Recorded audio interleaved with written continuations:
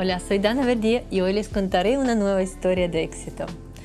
Estamos junto a un gran empresario, José Luis Martín López, fundador, presidente y director ejecutivo de la empresa multienergética MLC.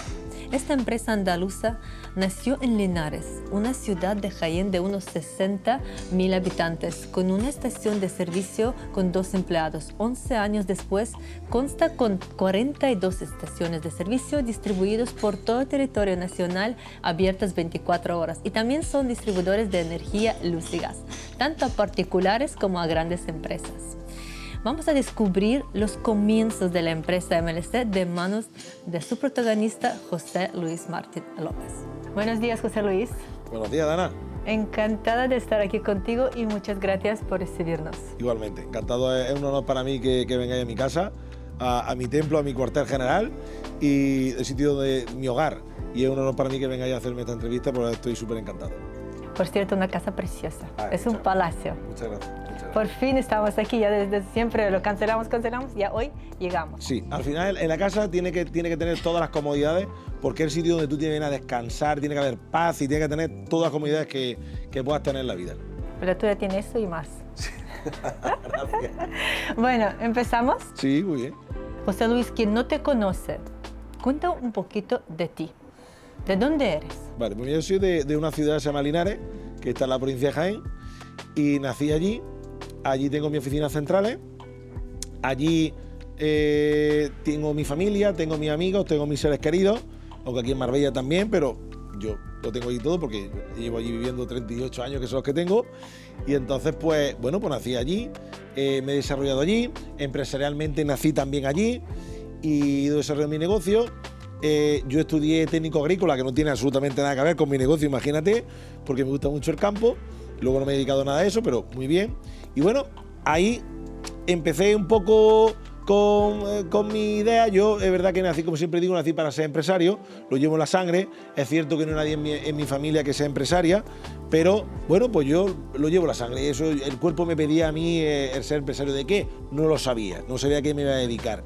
Hasta bueno, que yo empecé de inspector de subvenciones del olivar, del cereal y todo esto en la Junta de Andalucía con 24 años y luego me cambiaron a la Consejería de Empleo para dar cursos de la rama agraria y forestal. Entonces empecé a dar cursos de la rama agraria y forestal y ya hablando un día con un amigo me comentó que había una gasolinera que estaba cerrada, que la abrían. Antes de perdón, pero te tendré que interrumpir antes de gasolinera. Tu primer oficio. Camarero. Yo soy camarero. Aparte de camarero, tú también trabajaste como profesor. Yo con 15 años empecé con un amigo de camarero en un hotel allí en Linares y he hecho 10.000 bodas, 10.000 comuniones y 10.000 bautizos. ¿Qué experiencia tienes? Bueno, que imagínate con de los 15 años, no por necesidad, porque gracias a Dios a mis padres, era porque a mí el cuerpo me lo pedía, yo quería trabajar. Y bueno, después siendo camarero, también rellenábamos las cámaras frigoríficas de las cámaras del hotel, botones también he sido, yo he sido de todo, he trabajado de todo. Y gracias a eso también me ha dado mucha experiencia y mucha experiencia, mucha psicología con las personas. Entonces yo veo a una persona y antes de que hable ya sé cómo es, o me lo imagino.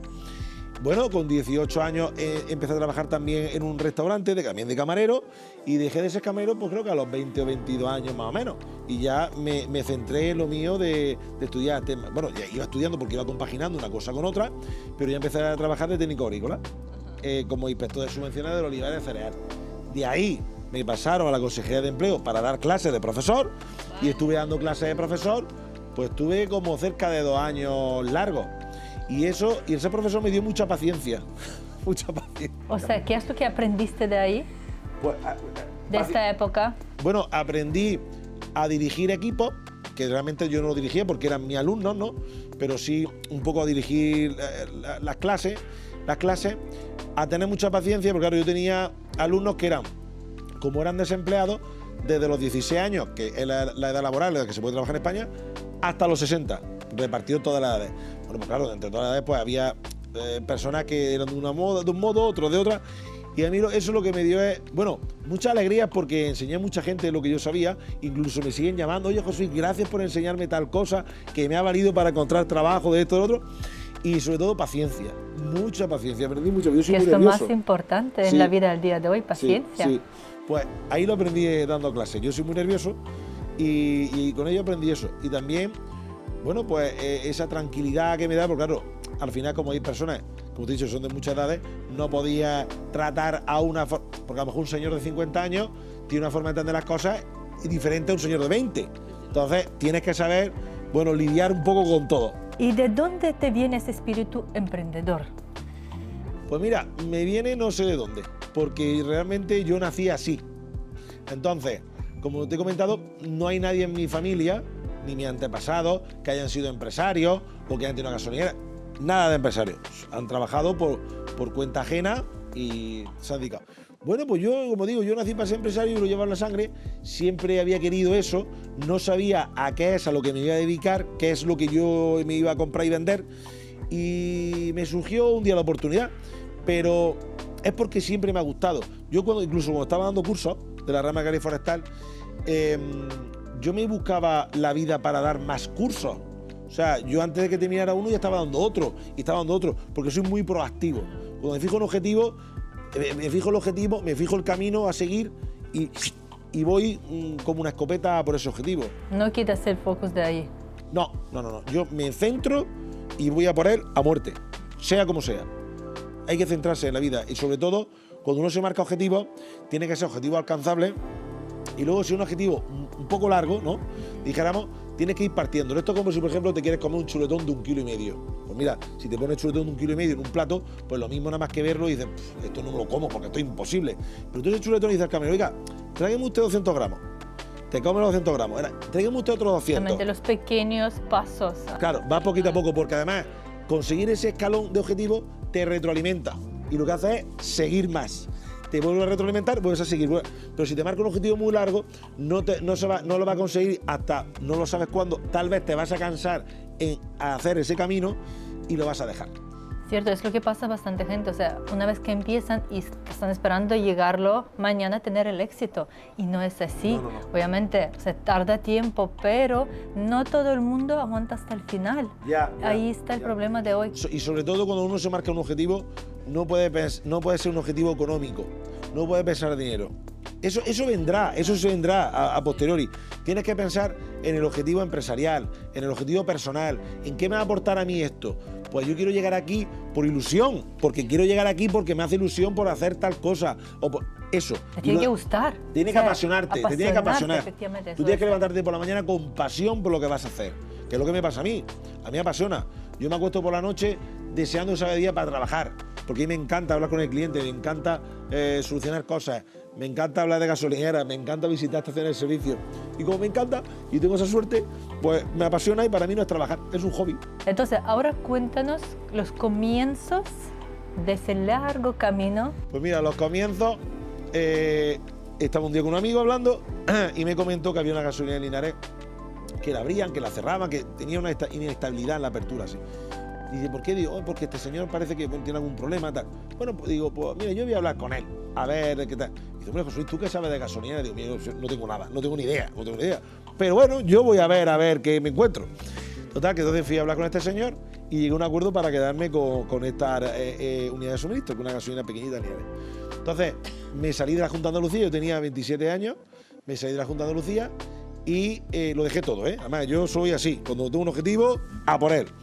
Me salí de la Junta de Andalucía y entonces empecé de expendedor. De 6 de la mañana a 2 de la tarde estaba yo echando gasoil y a las 2 de la tarde me iba a mi casa, me duchaba, comía tal y me iba a buscar clientes. ¿Qué clientes? Pues las empresas de paquetería, las fruterías que tienen camioncitos, el señor que tiene furgonetas, empresas que tuvieran consumo de gasóleo y luego, por supuesto, el particular. Entonces iba buscando. Hasta, bueno, yo me acuerdo que, por ejemplo, yo cerraba a 10 de la noche y tengo varios clientes que repostan de madrugada. Entonces, a mí me llamaban, yo estaba durmiendo, me llamaban, me despertaban, cogía una motillo que yo tenía, me iba a la gasolinera, la abría, repostaba el camión, cerraba y me volvía a mi casa, porque claro, ya era las 5 y pico de la mañana, yo tenía que abrir otra vez a las 6. Entonces, ya no me dormía, ya me quedaba en el sofá medio dormido y me iba otra vez, abría. Los domingos, por ejemplo, yo estaba todo el día porque le daba descanso a la persona que yo tenía. Y yo estaba allí desde las 7 de la mañana hasta las 10 de la noche, todos los domingos. Yo no descansaba ni un día, ni un día. Los comienzos fueron muy sacrificados, mucho, era un esfuerzo continuo, un sacrificio total y absoluto por el negocio, por la empresa, pero yo tenía un objetivo, y mi objetivo era, también te digo que mi objetivo no era llegar a donde he llegado, te lo digo, o sea, ni a un 10% de lo que yo he ¿Cuál llegado. era, desde el principio, cuál era tu objetivo? El principio mi objetivo, pues mira, el principio mi objetivo era ganar 1.000 euros. 1.000 euros, digo, dime si soy capaz de ganar 1.000 euros por mí mismo. Y cuando yo llegué a los 1.000 euros digo, wow, que esto está muy chulo. Voy a ver si llego a 2.000. Venga. Entonces, claro, para yo llegar a 2.000, pues tenía que visitar más clientes, tenía que vender más. Claro, visitar más clientes y llegué a 2.000. Digo, esto mola. Venga, pues voy a ver si llego a 3.000. Entonces, visitar más clientes, vender más y así. Así era, eso era mi primer objetivo. Pero ni por asomo era llegar ni un 5% de donde he llegado. Claro, al día de hoy, que nos consta, tienes más de 42 gasolineras en toda España, sí, y más de 200 empleados. Bueno, tenemos las 42 estaciones de servicio, ahora vamos a abrir más, precisamente aquí en la Costa del Sol queremos abrir una cadena de estaciones, vamos a empezar en Fuengirola, en Manilva, Línea de Concepción, en Marbella, en Benalmádena, vamos a seguir creciendo. Vamos a construir la mayor área de servicio de Europa en la Junquera, que son 300.000 metros cuadrados que hemos comprado. Vamos a empezar a construir ya en Urnieta otros 25.000 metros cuadrados, estamos hablando de Irún, porque los camiones, la necesidad que tienen de repostar siempre en España antes de salir a Europa, ¿no? Entonces repostan siempre en la frontera. La frontera es un sitio muy interesante para nosotros porque pasan todos los vehículos de Europa que vienen a cargar a España, por ejemplo la fruta, la verdura, todo eso, para llevarse a Europa. En fin, vamos a seguir creciendo muchas más estaciones, pero aparte de esa red de estaciones de servicio y los 200 empleados que tenemos, también nosotros somos operadores petrolíferos al por mayor. ¿Y qué significa esto? Esto significa, empresas como la nuestra en España estamos dos, hay Ultra y nosotros, quitando las grandes petroleras. Entonces, nosotros podemos importar buques desde el extranjero, de Arabia Saudí, de países productores de petróleo, para venderlos en Europa. Entonces vendemos al por mayor, incluso vendemos a nuestra competencia, también le vendemos. ¿Cómo estáis sobreviviendo la crisis energética y posible falta de suministro? Como sabemos, desde hace más de 6 meses, desde el comienzo de la guerra, la subida de gasolina afecta a diario al bolsillo de todos los conductores. Al final, no creo que haya falta de suministro. También es cierto que las cosas no se han hecho como debieran, porque nuestro principal proveedor de gas natural a nivel nacional en España era Argelia. No se puede dejar a un proveedor que es el primero de gas natural ahora en este momento cuando más necesitamos gas. Pero bueno, lo han hecho así. Dependemos del gas ruso. Ahora es cierto que Estados Unidos están trayendo gas en buques metaneros de gasistas y no creo yo que vaya a haber falta de gas. El problema es que la electricidad, mucha de la electricidad se genera con gas. O sea, se quema gas para generar electricidad. Es ahí donde viene el problema. Porque realmente, ¿cuántas casas hay con gas natural canalizado? Hay pocas. ¿Qué puede ser? El 20% de las casas que hay en España. No es una cosa... O sea, se puede vivir sin gas, porque hoy en día todo lo tenemos eléctrico. El problema es que para generar esa electricidad hay que quemar gas. Entonces, si hubiera habido unas políticas energéticas anteriores a esto de fomentar las plantas fotovoltaicas, fomentar los parques eólicos, fomentar la energía maremotriz, fomentar otro tipo de energía, pues no encontraremos este problema ahora. Pero también es cierto que la red eléctrica española no está preparada para que haya muchos parques fotovoltaicos, porque si tú tienes una autovía que es así, por mucha energía que tú generes, no la puedes meter porque no cabe. No puede circular. O sea, el problema ya no es la generación, el problema es la red por donde circula. Entonces, de todas formas te digo una cosa, los precios que hay ahora mismo de gasolina y de gasóleo son una vergüenza, porque el barril del petróleo, el barril de Brent, que es donde está referenciado en Europa, está a $80, $90. Quiere decirse, traducido al castellano, el precio del gasoil hoy debería estar en el monolito, en el poste, a 1,20, 1,30. Lo que pasa que evidentemente hay un acuerdo de las grandes petroleras para subir los precios y esto lo está pagando el ciudadano. Entonces, ¿por qué? Pues evidentemente, si tú y yo somos los que manejamos el mercado y tú y yo acordamos subir precios, pues todos los que estén aquí abajo se los van a tragar, porque no queda otra. Entonces, evidentemente, yo no tengo constancia absoluta de esto, pero esto se ve. Pero además de la gasolina, que eso sí que aumentó, como dice, los precios de locos, También la electricidad es increíble. Claro, pero la electricidad, fíjate qué cosa más increíble y más que no se puede comprender, incomprensible, es que el precio de la electricidad está referenciado a la electricidad que se genera con gas. Pero oiga, es que la electricidad que se genera con gas no es toda. Es que hay electricidad que se genera con plantas solares. ¿Por qué esa electricidad se tiene que pagar al mismo precio que la que se genera con gas si no se está generando con gas? ¿Por qué esa electricidad no es más barata? Porque a la eléctrica no le interesa. ¿No crees que todo eso llevará a una crisis gorda económica? Por supuesto. La crisis está aquí ya. La crisis está aquí. Primero, ya hay freno en el consumo. Mira, el petróleo lo bueno que tiene es que el petróleo es un termómetro de la economía mundial. Cuando sube el precio y porque hay mucha demanda, es porque todo va bien. Cuando el precio baja y porque hay demanda, es porque va mal o empieza a frenarse la economía. Cuando hay inflación, los gobiernos lo que quieren es frenar el consumo. ¿Cómo frenan? Subiendo el interés. Claro, a un señor, una familia, que le sube la hipoteca, que le sube el interés de la tarjeta de crédito y que le sube todo, pues en vez de irse de vacaciones 15 días, pues se van una semana, o a lo mejor ni se van, o no se van. ¿Qué ocurre? Pues que ahora mismo está habiendo un frenazo en el consumo mundial. Ahí tenemos a China, que China es el primer consumidor de derivados del petróleo mundial, y ha bajado su consumo un 20%. Y eso está consiguiendo que baje el precio del gasoil. Pero evidentemente hay una crisis, porque es una crisis a nivel mundial. Es que el mundo, el planeta Tierra, lo bueno tiene es que está globalizado, para lo bueno y para lo malo. Y lo que parece que ocurre allí en Ucrania, que eso no afecta a nadie y que a lo mejor mucha gente no sabe ni dónde estaba Ucrania, pues ahora se están enterando dónde está Ucrania. Lo que ocurre allí, eso a posteriori viene aquí.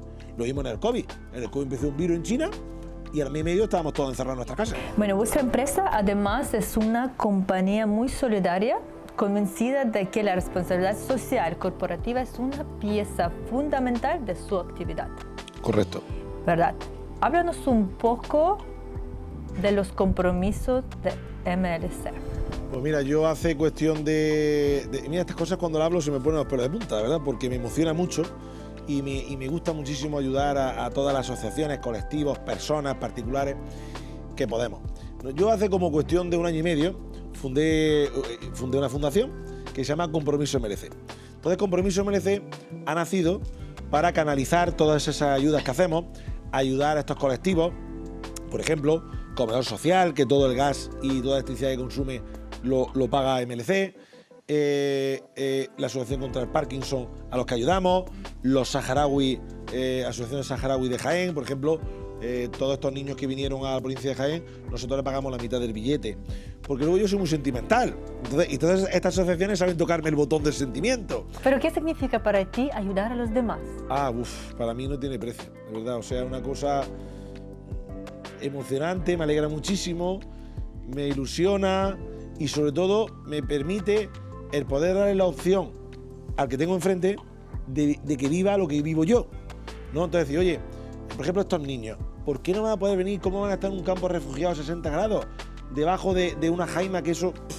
Imagínate, si aquí, bueno, en Marbella no, pero en Jaén hace 45 grados, pero estamos bajo un aire acondicionado y lo pasamos mal, imagínate un niño o un adulto, me da igual, en una jaima, en un campo de refugiados, sin agua corriente y a 60 grados. Pues para mí supone, de verdad, es devolverle a la sociedad lo que a mí me aporta. Yo soy muy creyente, creo en Dios, creo que la vida es un karma, de verdad, y la vida me da lo que yo doy, me lo devuelve. Yo, aparte, los saharauis, los de Parkinson, no sé, el Linares Deportivo, al que patrocinamos también, al tenis de mesa, a las chicas del pádel, ¿qué te podría decir? Muchísimas asociaciones que ayudamos. ¿Cuál es el último proyecto que has hecho? El último ha sido lo de los niños saharauis, porque ha sido hace un mes que le hemos pagado la mitad del billete a todos estos niños. Han sido como 200 niños, algo así que han venido. Y también a esta asociación que le hemos comprado un camión, un tráiler, para poder llevar ayuda humanitaria a los campos refugiados, allí a Tinduf, a Sáhara Occidental. Y esto ha sido la última, pero vamos, que el mundo necesita más personas como tú, José Luis. Bueno, mira, al final todos pueden ayudar, cada uno en su proporción. Oiga, este señor puede ayudar con 20 euros, fabuloso. Y este señor con 20.000, fabuloso. Y este con 1 euro, pues 1 euro. Pero el empatizar, si todos empatizáramos, es que el mundo sería más feliz. hace cuestión, no sé, 4 o 5 años creo que fue, hubo unas inundaciones grandísimas en los Alcázares, en Murcia. Y yo sentía necesidad de ayudar a alguien allí. A quien fuera, yo no sé a quién porque no conocía a nadie. Y cogí mi coche y me fui allí al pueblo, que estaba aquello de barro, parecía un escenario de guerra. Y yo buscaba a alguien a una persona que ayudara, pero quería ayudar a alguien que hubiera perdido todo. Os digo todo, absolutamente todo. No alguien que hubiera perdido un poco, no, el que no tuviera esperanza ya. ¿Y a quién iba a encontrar? Pues no lo sabía. Digo, a quien Dios quiera. Yo iré donde Dios quiera. Entonces vi allí una señal, me acuerdo que había una bandera de España en una casa. Digo, pues esta va a ser. Allí iba yo con una comercial mía y me paré allí. Y claro, para que no se me notara un poco, pues claro, también tienes que empaparte un poco a ver quién es esta persona. Dije que éramos periodistas. Entonces, para que me contara un poco su historia. Y es una señora que se llama Rosario y su hijo, y estaba allí Rosario comiendo con su hijo y una prima suya. Entonces entré y le pregunté, mira, somos periodistas, ¿podemos hablar con ustedes? Y Rosario dice, mira, no queremos hablar con nadie porque de verdad ya han venido muchos periodistas y tal, no queremos. Y digo yo, entonces me di la vuelta y digo, pues estos no son. Y entonces la nuera me dice, pues yo sí. Digo, cuénteme usted. Pues mire usted, nos hemos perdido todo. Nosotros vivimos de la pensión de mi suegra, que son 800 euros mensuales, tenemos que comer 5 personas. Entonces, digo, bueno, ¿tendrán ustedes seguro? Y dice, no tenemos seguro porque no podíamos pagar. La mujer se puso ya a llorar. Digo, entonces han perdido todo. No, hemos perdido todo. Digo, bueno, ¿puedo pasar? Dice, sí, pase. Entonces me fui a Rosario, cogí la mano y digo me emociono de recordarlo. Ya, yo me emociono, solo escuchándolo. Y digo, mira, Rosario, digo, yo no soy periodista, yo soy un empresario de éxito y le voy a reconstruir toda su casa por dentro y por fuera. Y la mujer se quedó, que no sé, pero a ti quién te manda, me decía, ¿a ti quién te manda? Digo, claro, digo, a mí no me manda nadie, digo, ¿usted cree en Dios? Digo, pues crea que ha sido eso, porque yo no conozco a nadie, yo no conozco a su familia, yo no conozco a nadie de este pueblo. Total, que en ese momento llamé al constructor que me construyó la gasolinera y al señor que me surte de muebles. Digo, oye, necesito que mañana estéis aquí. Y fueron al día siguiente, nos pusimos con la obra y en un mes le reconstruimos la casa por dentro y por fuera y todos los muebles. Y luego me invitaron a un caldero que hacen, porque ellos no hacen un arroz, hacen un caldero de pescado y todo, y estuvimos echando un día fabuloso. Yo encantadísimo, no te puedes imaginar la inyección de karma, de sentirme bien, que me entró un chute en vena. Y toda la Navidad hablamos, me felicitan mi cumpleaños, la Navidad, y muy bien, de verdad que muy bien. ¿Qué consejo darías, tú tienes un niño, qué consejo darías a los niños del día de hoy? ¿Qué consejo darías a tu niño? Consejo de la vida. Yo a mi hijo le digo que sea buena persona, que intente hacer feliz mínimo a 3 personas diarias, que tenga respeto a los demás, que se ilusione con las cosas, que ame, que quiera, que diga te quiero, que diga te amo, que sienta, que palpe y sobre todo que se apasione, que las cosas le apasionen. Como ser humano, ¿cuál crees que es tu mayor fortaleza, José Luis? Como ser humano, la sociabilidad. Es un don que Dios me ha dado. Yo soy súper sociable. Hablo con que es persona, me da igual su raza, su sexo, su religión, con cualquier persona hablo. Y me relaciono y le tengo respeto. ¿Qué es para ti la familia? La familia es muy importante. Para mí la familia es súper importante. Es tu cimiento, el cimiento de tu personalidad, de tu bienestar, de tu bienestar. O sea, yo sé que mi familia está bien y a mí eso me permite poder crecer, poder hacer cosas. Si yo supiera que mi familia no está bien, de salud, económico o de la forma que fuera, por supuesto intentaría ayudarlos de la manera que fuera. A mí mi familia para mí es pues lo más grande que tengo. ¿Y el amor? ¿El día de hoy estás enamorado? Pues a día de hoy estoy enamorado de mi vida, estoy enamorado de mi hijo. Me encantaría estar enamorado, porque yo soy muy cariñoso. Y yo cuando estoy comprometido me comprometo y sí, yo lo doy todo. Bueno, seguimos. ¿Algún vicio oculto? Uy, eso se puede contar. Me encantan llevarme los botecillos de jabón de los hoteles. Bueno, eso yo creo que a todo el mundo. Y a mí las zapatillas. Sí. Oh. Yo voy a los hoteles Y digo, ay, qué botecillos tendrán aquí, tiene que ser buenísimo, ¿sabes? Los jabones y todo eso, los amenities, ¿no? Me encanta llevármelo. Cuéntanos un poquito de Marbella. Actualmente vives en Marbella, resides aquí desde hace... 1 año y medio. 1 año y medio. Yo venía todos los veranos, ¿Qué te gusta de Marbella? ¡Buah! Me encanta, mira, su clima. Tú piensas que en Linares, en Jaén, de mi ciudad, tenemos un clima muy extremo. En verano hace muchísimo calor. ¿Qué es mucho calor? Calor para vosotros es 30 grados. Calor para mí son 45 grados. Y además ya hace 45 grados un día y otro, y otro, y otro, y otro. ¿Qué pasa? No tienes vida porque tú a las 5 de la tarde no puedes salir a la calle. Porque hace un calor horroroso, te derrite. Además, los bombones se derriten. Yo soy un bombón, me derrito con el calor. No. Quiero decir, hace un calor que es espantoso. Aquí, a las 5 de la tarde, puedes salir a pasear, puedes salir a comprar porque hace una temperatura como mucho de 30. Yo cuando estoy aquí me dicen, es que hace mucho calor, hace 30 grados, digo, mira, tú no sabes lo que es calor, perdona. Luego, allí frío, hace 6 grados, 7 grados. Aquí frío son 20. Entonces, el clima sobre todo. Yo aquí me siento libre, en mi ciudad también me siento libre, pero libre en el sentido, aquí hay muchísimas personas, muchísimas nacionalidades, hay muchísimas opciones de decir, quiero comer un tailandés, un japonés, un turco, lo que tú quieras, aquí tienes opciones de todo. O no quiero hacer nada, me quiero quedar en mi casa. Aquí hay calidad de vida. Entonces, a mí lo que me atrae es la calidad de vida que hay aquí, que se vive muy bien y sobre todo las opciones que hay de poder hacer cosas. Hay muchísimas opciones de todo. Si es que yo vivo viviendo 1 año y medio, llevo viniendo los veranos 5 años, que el verano para mí me tiraba 2 meses aquí, y te puedo decir que habré visitado por un 5% de los restaurantes que hay en Marbella, porque hay infinitos. ¿Cuál es tu favorito, por cierto? Hombre, Mancel, para mí Mancel, me encanta. Bueno, Mancel de noche así, pero aparte de Mancel...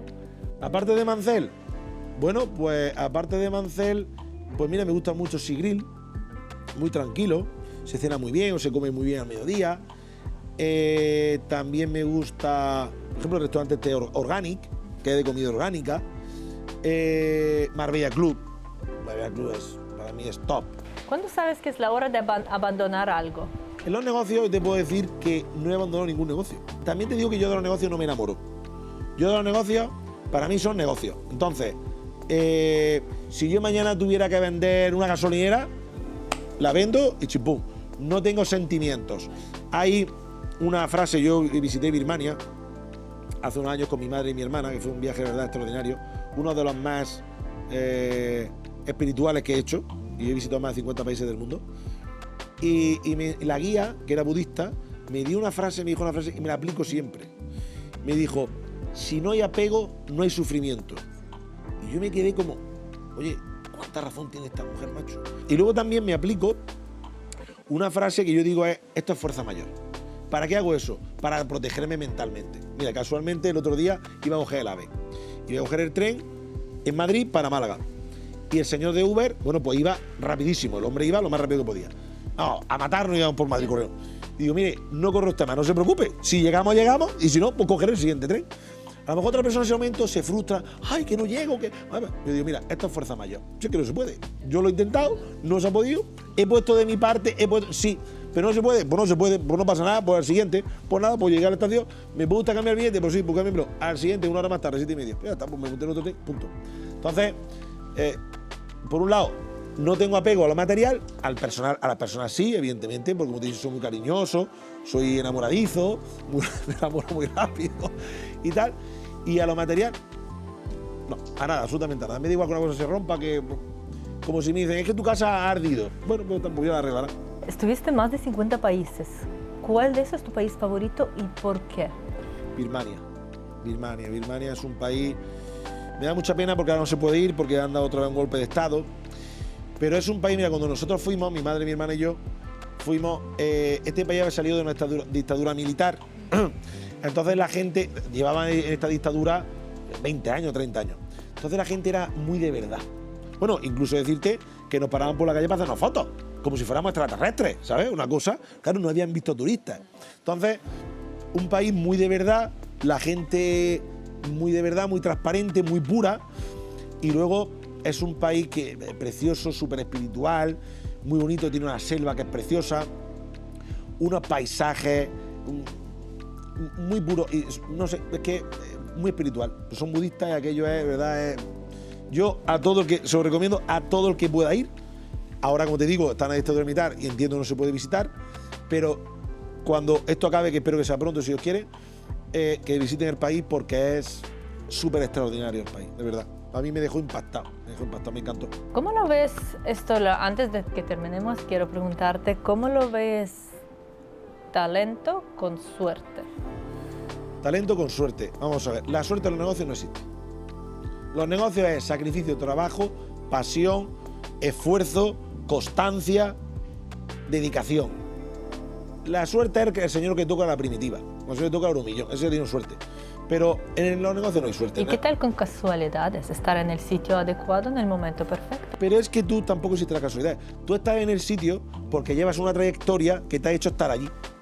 Si tú conoces al cónsul de no sé dónde, o al embajador de no sé qué, o al señor que tiene no sé qué empresa o tal cosa, ¿por qué tú estás en ese restaurante o por qué estás en esa reunión? Estás porque lleva una trayectoria que te ha permitido que te inviten a estar allí o que... O sea, que has hecho previamente un trabajo para llegar a este lugar. Y también piensa una cosa, ese trabajo que te ha permitido estar con esta persona, conocer a esta persona o este negocio, también tienes que estar preparado para digerirlo. Porque a lo mejor un señor que no tiene esa capacidad, le están ofreciendo algo muy bueno, pero no lo ve. Y dices, bueno, yo esto tampoco. Pero tú tienes esa visión y lo ves y dices, pues esto es buenísimo. Entonces dices, oye, mira, pues ahí me han ofrecido, ahora vamos a construir una fábrica, esto no lo sabe nadie, que lo vamos a comunicar en breve. En Linares voy a construir una fábrica de cuadros de bicicletas con tecnología aeronáutica, y vamos a hacerlo de fibra de carbono. Entonces, ¿esto por qué sale? Sale porque un señor me llama, me cuenta tal, y yo lo veo. Ese negocio lo veo, digo, oye, esto, macho, esto es el futuro. Esto sí, voy a apostar por esto. ¿Qué es éxito para ti y cuál es la clave del éxito para ti? Éxito para mí. La clave del éxito es adaptarse a las circunstancias. Sin duda, esa es la clave del éxito. Tú, yo, cuando era camarero, pues podía irme a comer a un restaurante de 10 euros y yo me adaptaba. Cuando empecé con mi empresa, vivía de alquiler y ganaba los 1.000 euros que te he dicho. Lo que tú no puedes hacer es decir, oye, quiero cenar en Mancel, pero no tengo dinero para ir, me lo voy a quitar de tal... No, entonces no vaya. Oiga, en vez de irse usted a Mancel, se va a cenar a otro sitio, otro lugar. O es que me quiero comprar la casa. Yo esta casa, pues evidentemente no me hubiera podido comprar hace 5 años, porque no tengo dinero para comprarla. Ahora mis circunstancias me permiten comprar, la compro. Y si mañana mis circunstancias me dicen que tengo que venderla, pues la vendo, porque me circunstancias, ¿no? Entonces, la clave del éxito es adaptación a las circunstancias. ¿Qué es el éxito para mí? El éxito para mí es poder disponer de mi tiempo, que eso para mí es un lujo. Bueno, tengo que decir muchísimas gracias. Nada, gracias a vosotros. Me encantó escuchar tu historia. Realmente yo estoy segura que tu historia inspirará o motivará a muchísima gente de los que nos están viendo. Yo lo único que tengo que decirle a todas las personas es que se marquen un objetivo y que le apasione el objetivo. El camino hay que hacerlo. Y si el camino no te apasiona, tú no lo haces. Por ejemplo, si te dice, el camino de Santiago. Bueno, pero voy a Santiago de Compostela. No, haga usted el camino. Esa semana que vas andando, vas apasionado por llegar, vas ilusionado. El camino es súper importante. Trázate el camino que te apasiona, sacrifícate, que te ilusione todos los días, que te levantes por la mañana loco por ponerte a hacerlo, y eso te va a llevar al éxito. Pero no piensa en el éxito, piensa en el camino. Tu objetivo es allí, pero vamos a empezar por aquí andando. Cierto. Nada, una vez más, muchísimas gracias. Nada, ha sido un verdadero placer. Igualmente. Si tú también quieres dar a conocer tu trabajo o tu empresa por medio de una entrevista, ponte en contacto conmigo. El marketing audiovisual es la mejor herramienta para potenciar la comunicación de tu negocio y alcanzar tu público objetivo.